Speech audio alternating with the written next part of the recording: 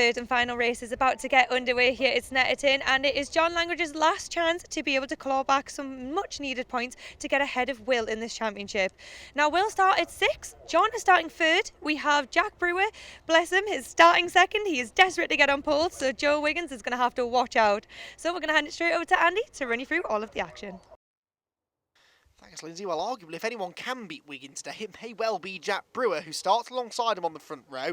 Langridge and Allwood are on row 2, with Jason Greatrex and Will Blackwell-Chambers next. Keen to make progress too, I'm sure. Steve Foden and Seb Fisher are on the 4th row, Adam Bessel and Adam Craig on row 5.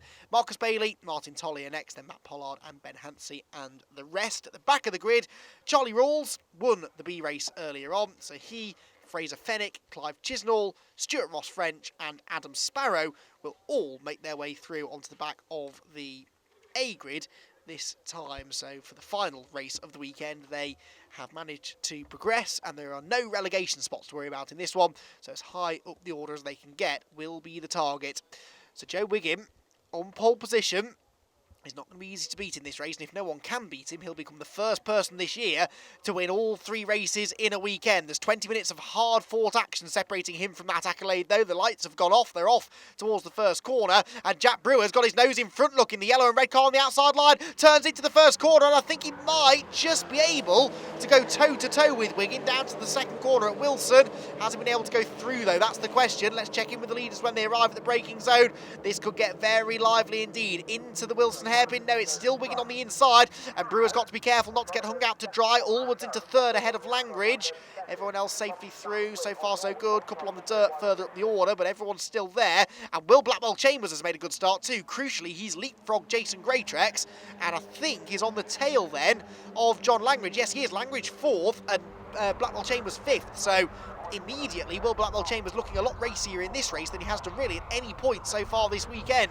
So Wiggin leads the way, Brewer 2nd, Allwood 3rd, Langridge 4th, 5th is Blackwell-Chambers, 6th Greatrex, 7th Ben Hansey. I think Steve Foden was coming through into 8th position. So Hayden on the outside line.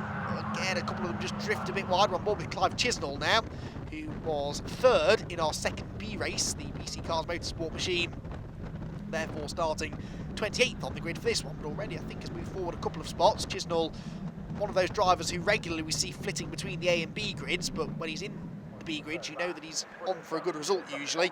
It's not usually that long before he's back onto the tail of one of these A grids as well. So Clive Chisnall, very experienced driver in this championship, and will be looking to try and use some of that experience to get himself up towards the top 20. Richard Wootton there, the number 3 car, is his next target, and move should be made as they go down the Bentley Straight.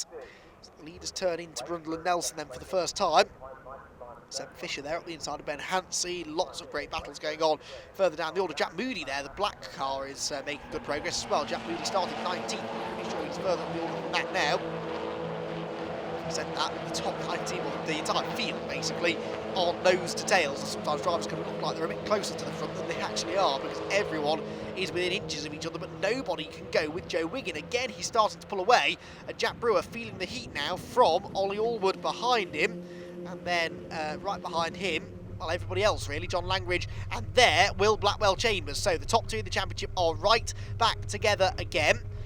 Blackwell-Chambers' first 2 results of the weekend so far have not been ideal. The most recent one, that 6th place in the previous race, became a dropped score. So actually Langridge hasn't taken as many points out of him as he might like, but that helps. He's got to the inside of Allwood. A nice clean move into 3rd for Langridge now. So there's a car between them. That means 4 points would go the way. 4 points extra, that is, will go the way of Langridge if things finished as they are now. But Blackwell-Chambers already on the attack. Has to be careful though, because Jason Greatrex, Ben Hansey and Martin Tolley, that is, are right behind him. Down into Palmer's, tricky downhill braking zone, corner a bit off camber as well. It's very easy to run wide on the exit there, which Blackwell-Chambers does slightly. Steve Foden too further back. Now is Jack Moody maybe starting to bridge the gap to the race leader? I think he is over the first half of the lap, which is where Wiggin has arguably been the stronger of the drivers out there so far this weekend. It looks as though on this lap at least Moody is catching, albeit fractionally. Back, what's going on? That's Michael Nibbs up the inside of Oliver Graham. The leaders getting themselves together again here, I think. Langridge very much going with them too. And leaving Allwood to scrap with Will Blackwell-Chambers, it would seem. There Martin Tolley has Steve Foden behind him. And then Adam Craig, I think that is, who's popped his headlight up, which will not be helping his straight line speed whatsoever. There's a reason that these headlights are usually kept firmly in place rather than folded out.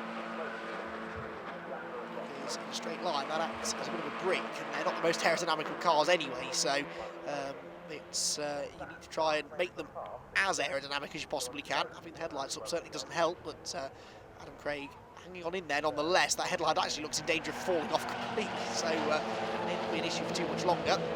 Steve Foden is his first target. If he can get there, we're on board with Steve again now. Steve's had a really solid weekend actually so far, hasn't he? He finished in 9th in race 1, finished 7th in race 2. He's running towards the back of the top 10 again in this one, but solid top 10 finishes are the aim very much for Steve. And he looks as though he's on for another one here and could yet gain more ground in the closing stages. That's going to be the target, no doubt about it. Across the line then, Joe Wiggin leads the way. Jack Moody going with him though. Sorry, Jack Brewer going with him, excuse me. John Langridge likewise in 3rd, staying on their coattails. Chambers now not yet able to find a way back ahead of Ollie Allwood. Ooh, Adam Bessel though is up the inside of Jason Greatrex. That was getting a bit close for comfort coming out of Rich's corner. How did that one sort itself out? Well, Hansi backed out of it, I think potentially sensibly. And he ended in some contact there.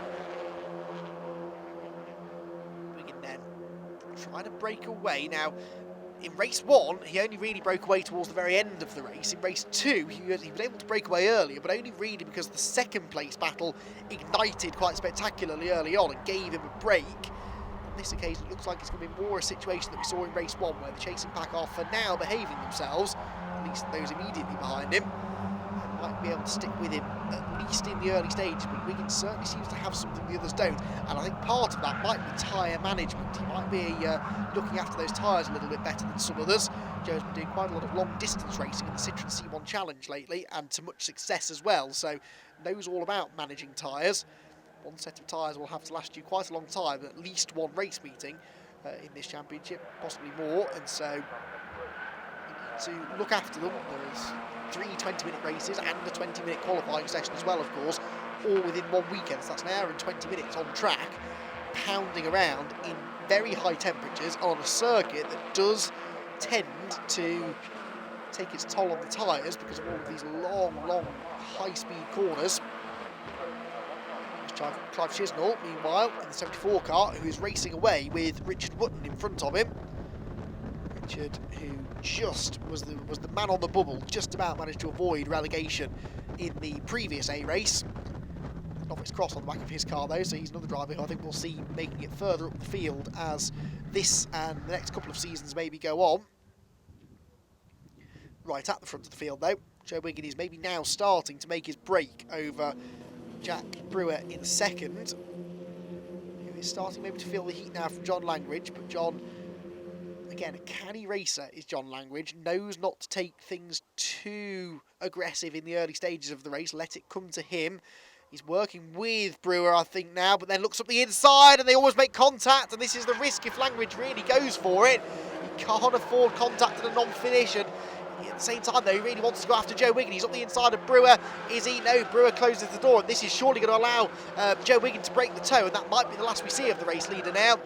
That 1 or 2 corners of dicing behind him is possibly going to be enough for him to pull away. Martin Tolley, meanwhile, gets ahead of Steve Foden.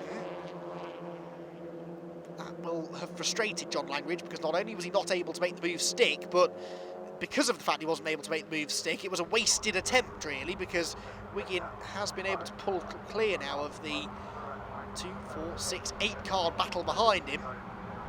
If Langridge had gone through, he might have said, well, it was worth it, because at least I'm into 2nd place, but as it is, he really didn't achieve much from that. Steve Foden, meanwhile, trying to fight back up the inside of Martin Tolley. Tolley there with the wide line through Agostini, was able to carry more speed off the turn, got to Hamilton first, then gets a bit sideways. Foden, don't think he's going to be able to throw it up the inside into Oggies. So the order remains unchanged then in this group, but the pressure's starting to build now. I don't think it's going to be long before we see someone make another attempt at a move, and then that's when things can start to kick off and you can spark this chain reaction of events, which could sometimes have big ramifications for drivers even running behind you, and Language is up the inside of Brewer. Oh, there's contact in a straight line though, and that opens the door for Ollie Allwood up the inside. Brewer's not going to like that either, fights right back around the outside, and I think, just as we saw in race 2, he's going to make this one work, isn't he? But Language ends up off on the dirty side of the road, so Allwood goes through, and crucially, Will Blackwell Chambers might be able to go through as well, side by side, and yes, Blackwell Chambers out of nowhere finds himself ahead of his big rival John Language. That was not in the script for Language. That is exactly why he had to be careful about the move that he made. He has ended up handing away valuable championship points to his big points rival. Now, there is still about half the race to go. It's not all over just yet, but Language needs to regroup and needs to rethink his strategy here. He has got to try and get back ahead of Will Blackwell Chambers, but it may be better to try and force Blackwell Chambers into making a race of it with the cars in front of him. That could open the door for Language. It might happen almost immediately, because look at that, Ollie Allwood's on the inside of Jack Brewer, Blackwell Chambers to the outside, and yes, Language is straight back up the inside again through Rich's corner. Exactly what happened to John half a lap ago happens to Blackwell Chambers again at the first corner. However, it has cost him a couple of places, because Adam Bessel joins in now as well, and Jason Greatrex has gone through. So where did Blackwell Chambers lose that many places? I thought he might lose one more, but for two other cars to come through, that was a surprise. So Language 4th, Bessel 5th, Greatrex 6th, and Blackwell Chambers again finds himself down outside the top 6 places now through really no fault of his own. That was all sparked off by Ollie Allwood and Jack Brewer battling over second place in front of him.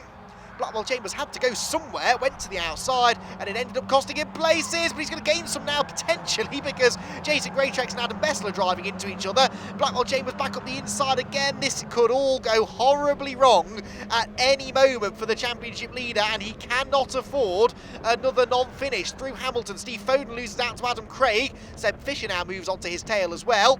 You can tell it's the final race of the weekend, can't you? It's no holds barred now. The gloves are well and truly off. Adam Craig tries to go around the outside of Martin Tolley. Not on your life, says Martin. Shows him the edge of the road. They duck back in line again. The headlight's still hanging on for grim death on the front of Adam Craig's car. Doesn't really seem to be slowing him down particularly either. He's actually making progress in this race rather than losing places. Blackwell Chambers back alongside Adam Bessel. Now look at the lead this has given Joe Wiggin. He's on surely for 3 out of 3, the first driver to do so this year. Then the fighting is on behind though, really, and Bessel has lost out now to Blackwell Chambers. So Blackwell Chambers at least regains one of those positions. That puts him 5th then now. Greatrex over the grass. Tolley trying to take advantage, but he too, I think, ran a bit wide. So it's almost even between those two. Miraculously, there's still only one position between John Language and Will Blackwell Chambers, but there is quite a bit of real estate between them. Now there goes Language 4th, and there, heading up the next group, the number 1 car is Will Blackwell Chambers, so that's got to be about 1.5 seconds, maybe nearer 2 seconds separating the two of them now.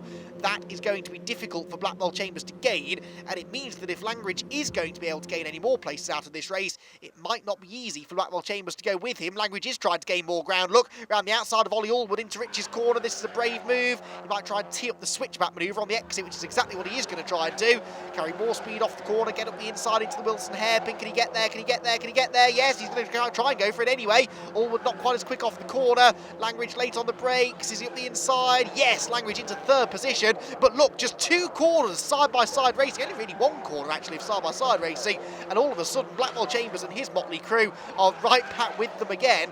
So that little gap that they'd built up has disappeared in the space of, 30 seconds, just because Ollie Allwood defended into the first corner and Language went past him at the next one.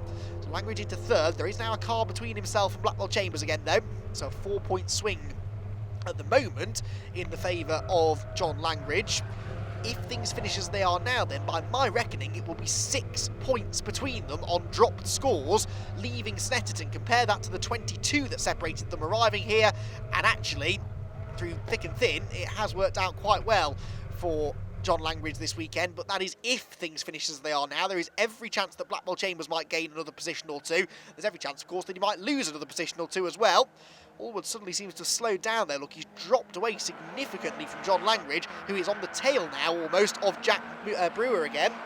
So there may yet be a change for 2nd place before this race is out. Brewer will really want to try and hang on to this though. 3 podium finishes in a weekend will be by far and away his best weekend in Mazda MX-5 Championship racing. Blackwell Chambers, meanwhile, is pulling alongside Allwood. That's the outside at Brundle. Don't think he'll make that one work. Well, this has been by far the most intense of the 3 races we've seen for the A group this weekend. Not just because of the championship battle that's been involved in all of this, but the racing itself has been fantastic, and it just goes to show that when everyone is this evenly matched and everyone's right on top of each other for the entire duration of the race, the slightest thing, the slightest moment, the slightest lunge can ignite the battle completely and change the order around equally. So really, Blackwell Chambers is quite lucky actually that there is only 1 car between himself and Langridge, because for a while it looked like there might be 3 or 4. He's back in the tow again now as well, so Allwood might be a bit of a sitting duck here. He has no slipstream from the cars in front of him. Joe Wiggin doesn't either, but doesn't really seem to need one this weekend. He's off and away with Brewer second, Langridge third, and then the fight for 4th between Ollie Allwood and Will Blackwell Chambers. Allwood's not necessarily that quick off Riches, and that's what Chambers is trying to exploit. Allwood has learned his lesson from when Langridge got up the inside of him down here and dives to the inside to defend. That backs Blackwell Chambers up into Adam Bessel and Jason Greatrex behind. Again, this is the danger for Blackwell Chambers. He feels like he has to go on the attack. He has to try and pass Allwood, but if Allwood starts defending, it's Blackwell Chambers who feels the pressure then from the cars behind. So it's a real catch-22 situation, this, for the championship leader. Does he, A, settle for 5th, accepting that he's going to lose more points to Langridge? He will have therefore lost points to John in all 3 races this weekend. Or does he, B, go for it, knowing that if it works, great, he loses slightly less points, but if it doesn't, he could lose even more. For the time being, the cars behind him are busy falling over each other, so that takes the pressure off slightly. That's Greatrex up the inside of Bessel. Martin Tolley tries to do likewise, but the door is slammed in his face by Adam as they head into Hamilton. Craig there racing with Seb Fisher as well. Oh, and Bessel's back up the inside of Greatrex, is he? No, too far back. Jason didn't really want to commit to the corner there, though, just in case Bessel was up the inside. This is a single file, though, back with Steve Foden, who has provided us with some brilliant grandstand views, and this time he's showing us Martin Tolley getting sideways and leaving a bit of a Mazda side gap on the inside, but Tolley has the tow, Foden doesn't, and so Martin is able to streak ahead. You can see there the effect of the slipstream. Jason Greatrex exits stage right. He's doing everything he can to break the tow from the cars behind him, and succeeding in doing so as well, I think, on that occasion. Well, Chambers, now he's not under quite so much pressure from Greatrex behind, who is on the grass and therefore falling even further back. Might now feel free to have another pop at Ollie Allwood then. Not close enough to do it yet. And whilst he will have a tow down the pit straight, I'm not convinced he's really close enough to make the most of it. He'll also have one eye, no doubt, on John Langridge to see what he's doing a couple of places up the road. If Langridge has a go at Brewer and it works, and he goes into second, that might force Blackwell Chambers' hand. He might have to have a go.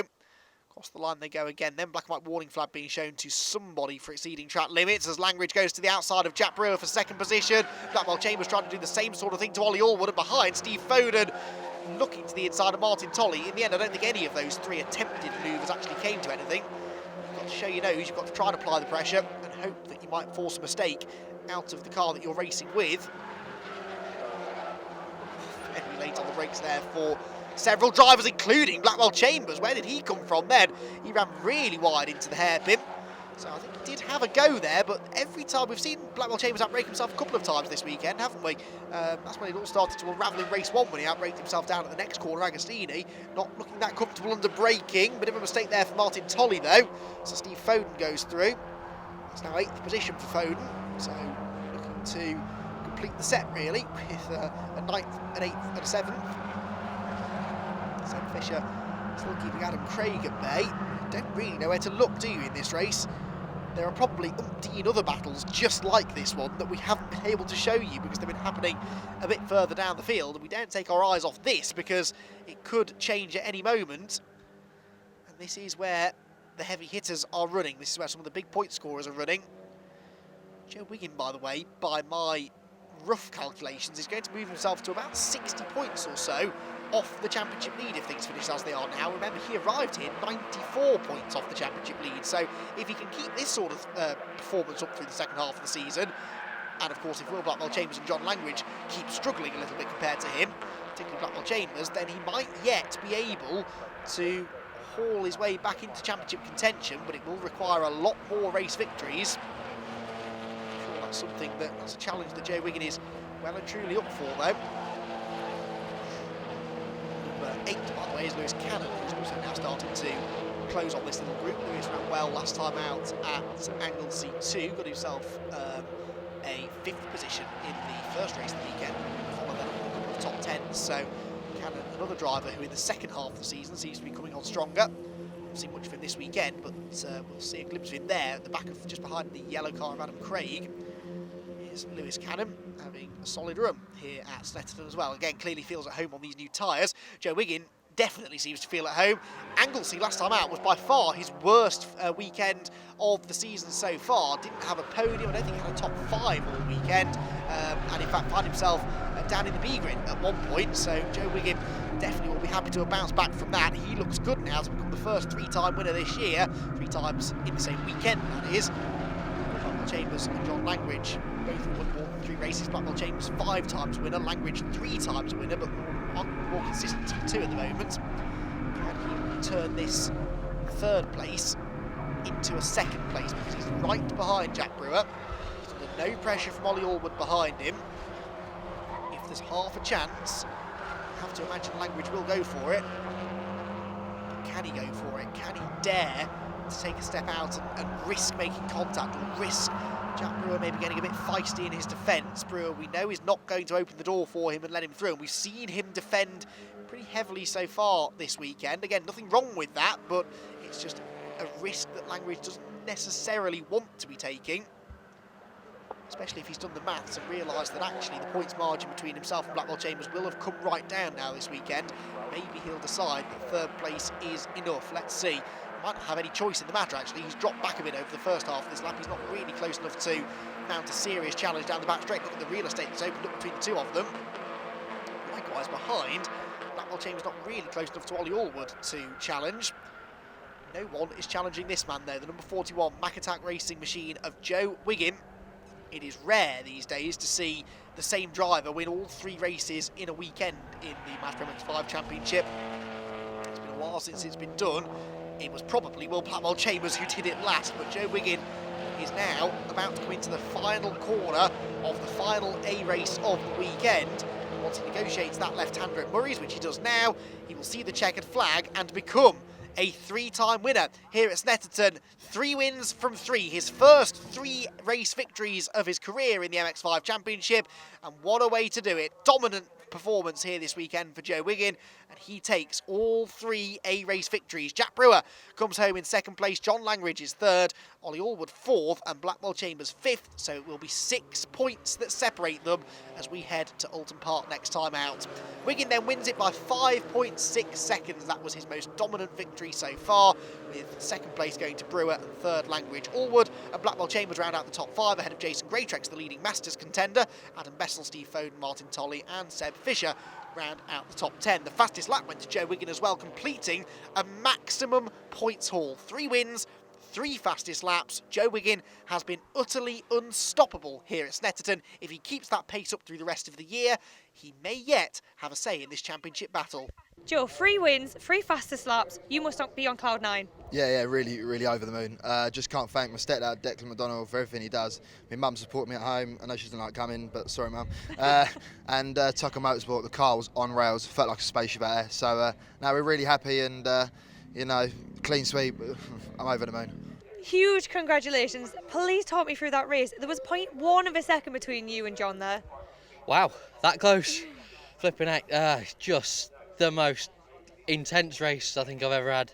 I had a real scruffy lap at one point, and I think Joe's missed gear at one stage really sort of backed everything up into me.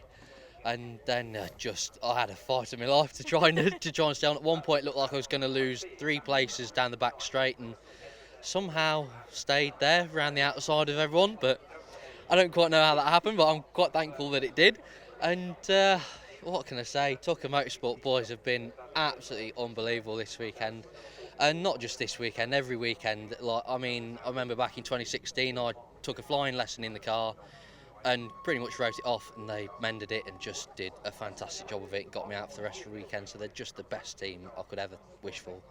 So thank you so much. I think you deserve man of the match for this round, to be honest. Talk us through how you managed to fight your way back.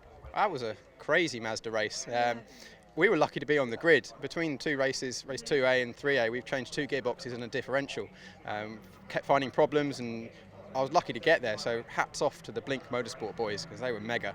But as for the race itself, yeah, I mean, it was all settled down quite nicely, and then Joe, who'd driven really well all weekend, but he did miss a gear out the last corner, and that just kicked everything off. There were cars everywhere, dust was flying. It was really good fun, and I think I found myself in 5th at one point before fighting back and getting really close to Jack's boot lid there.